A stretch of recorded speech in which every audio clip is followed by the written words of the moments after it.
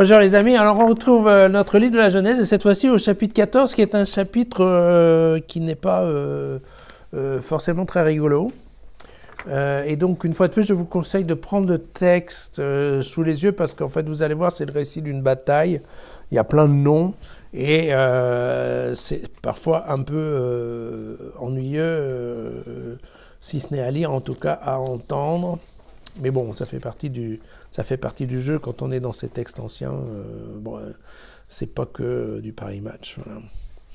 Et donc, au jour d'Amraphel, roi de Shinéar, Arioch, roi d'Elazar, Kédor Laomer, roi d'Élam, et Tidéal, roi de Goïm, ils firent la guerre. Donc, ce sont en fait 4 rois qui sont considérés comme 4 grands rois, peut-être. Donc, ils firent la guerre à Béra, le roi de Sodome, dont nous venons de parler, Birsha, le roi de Gomorre, Shinéav, le roi d'Adma, à Sheméver, le roi de Sévoïm, et au roi de Béla, c'est-à-dire Soar. Donc, on voit bien 4 rois qui font la guerre à 5 roitelets, on va dire. Voilà. Ces derniers devaient tous faire leur jonction vers la vallée de Siddim, c'est-à-dire la mer Salée, la mer morte. Pendant 12 ans, ils avaient servi Kédor Laomer, mais ils s'étaient révoltés la 13e année. Alors la 14e année, Kédor Laomer vint avec les rois qui l'accompagnaient. Ils battirent les Réphaïtes à Ashtaroth, Karnaïm, ils battirent les Souzites à Ham, ils battirent les Émites à Chavé, Kiriataïm, ils battirent les Horites dans leurs montagnes en Séhir, jusqu'à El-Paran, qui est près du désert. Puis ils revinrent vers Aïn Mishpat, c'est-à-dire Kadesh. Ils ravagèrent toute la campagne amalécite, et même les Amorites habitant Assasson, Tamar. Pas drôle, hein, mais c'est comme ça l'histoire, d'accord? Alors, le roi de Sodome s'avança, et les rois de Gomorre, d'Adma, de Sévoïm et de Béla, c'est-à-dire de Soar. Ils se disposèrent à combattre contre eux dans la vallée de Siddim, contre Kédor Laomer, roi d'Élam, Tidéal, le roi de Goïm, Amraphel, le roi de Shinéar, et Arioch, le roi d'Elazar. 4 rois contre 5. La vallée de Siddim était creusée de puits de bitume. Dans leur fuite, les rois de Sodome et de Gomorre y tombèrent.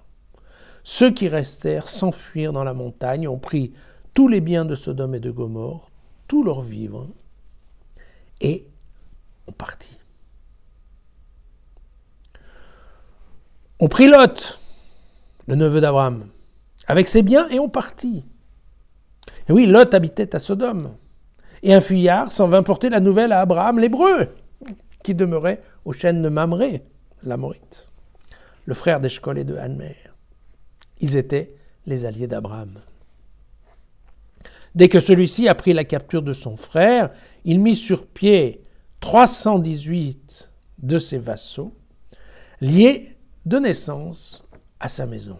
Il mena la poursuite jusqu'à Dan.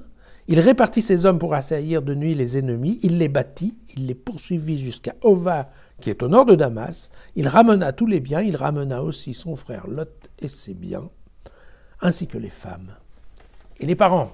Voilà. À l'époque, c'est commun, hein, dans les textes, on mélange un peu tout ce qui est les cousins, les neveux et les frères, d'accord? Donc, et ça sera encore vrai du temps de Jésus, parce que vous savez que même quand dans l'évangile de Luc, on parle des frères de Jésus, on ne sait pas trop s'il s'agit vraiment de ses frères ou de ses cousins. Voilà. Fin de cette parenthèse. On ne va pas reprendre le texte dans le détail, c'est très clair. Vous avez les 4 rois, des rois là, en fait, il y a 5 roitelets avec des petites villes, hein, parce que c'est plutôt là, on n'est pas en train de parler de grandes terres, on est en train de parler de petites villes, et enfin, petites villes qui sont grandes en taille, Sodome, Gomorre, mais ce sont des villes. Et donc, ces 5 roitelets, se disputent parce qu'ils se sont révoltés contre un des grands rois. Donc, évidemment, le grand roi prend ses copains Et ils viennent globalement, simplifier, coller une raclée aux 5 petits. Et la logique fonctionne. En effet, ils se sont bien pris une raclée. Très clairement, vous avez vu qu'en plus le roi de Sodome et le roi de Gomorrhe, eux, ils tombent dans des puits de bitume. Donc, bon, à l'époque, il y avait déjà du pétrole, il faut croire. Et voilà. Et donc, bien entendu, comme ça se passe toujours dans ces moments-là, c'est-à-dire que le vainqueur récupère tout ce qui était au vaincu. Voilà. Il pille les villes et les femmes. Et la manque de peau, au milieu, eh bien, effectivement, dans la ville de Sodome, on se souvient, c'est là qu'habitait Lot, le neveu d'Abraham. Et alors qu'il y a quelqu'un qui est venu dire à Abraham, tu sais, ton neveu, il s'est fait piquer avec sa femme et ses biens, et il a été pris par le grand roi. Et donc là, on a incroyablement la naissance d'un nouvel Abraham, encore un autre, on a eu droit au peureux, on a eu droit au magnanime, et maintenant on a droit au guerrier, qui va en fait courir pour sauver son neveu Lot et sa famille. Voilà.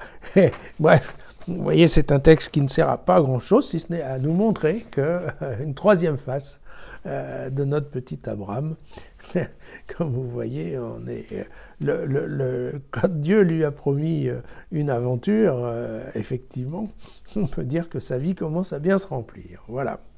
À demain.